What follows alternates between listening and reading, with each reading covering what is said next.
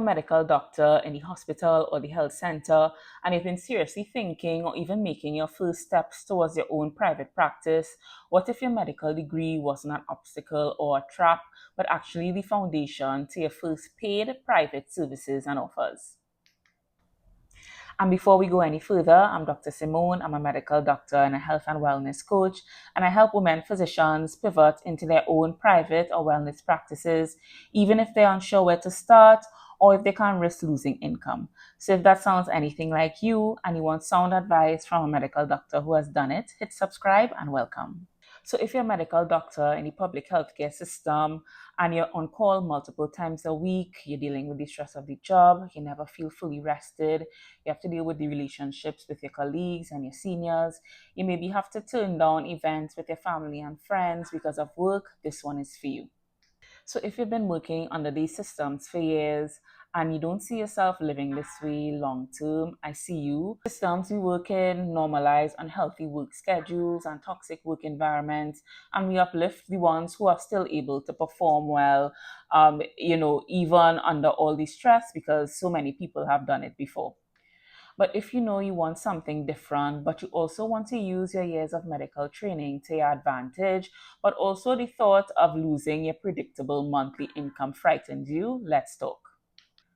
So maybe you're working in a particular specialty right now, and maybe over the years you've worked in different ones, either by choice or because you were placed there. Thinking about what you could possibly do next in private practice may seem overwhelming, and that's completely understandable, but it can actually be a great place to be.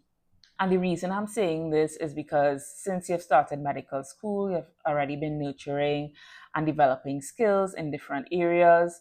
In addition to your work experience, starting from internship all the way till now, you've had so many experiences, skills, education, additional trainings that you can use in so many ways. And it can actually feel overwhelming because you're probably overqualified for a lot of things. And it's all about clearing the noise and distractions so you can actually focus on the things you like, the things that come naturally and effortlessly to you. And I'll talk about how you can simple for you so that you can choose a path forward. So grab a pen and a paper, or maybe take your iPad or your laptop so you can write some notes and start journaling based on these questions that I'm going to ask you. So the first question is, think about what specialties or clinical problems you love solving. So think about the rotations, the specialties that you would have had experience in that you really enjoyed, where the work felt, enjoyable for you to do, maybe effortless, and things kind of flowed naturally for you. The second thing is to ask yourself, what do people usually come to you for, ask your advice on?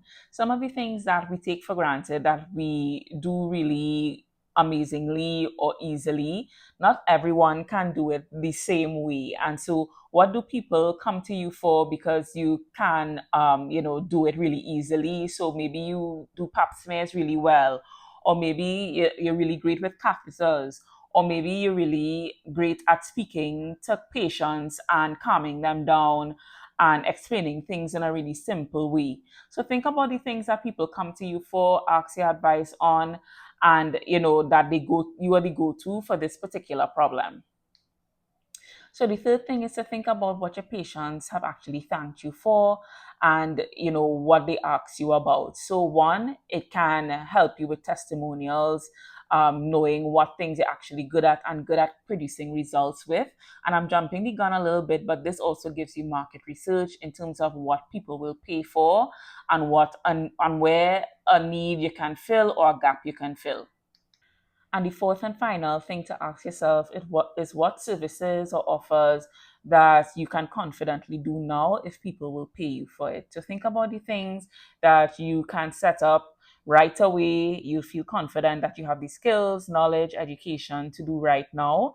Often those are the most appropriate places to start and can start to get you thinking about what can be your first offers, services in a private setting. So I love to hear your answers to these questions. DM me on Instagram and let me know what you discovered when you were going through these questions.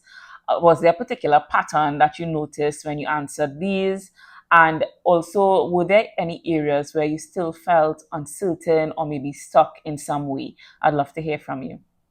And this is exactly the kind of work and support we do in my 6 month one on one coaching program, Pivot to Private. With my wellness first approach, we take all of your skills, education, experiences, and help you to create your first private offers and services that people will actually pay you for through market research so that you can make the transition safe on your income. And if you're ready to take that step forward, click the link in my description to book your free application call, and we'll map out your 3 step plan to be able to create your first paid private services and offers while protecting your income. See you in the next video. Bye.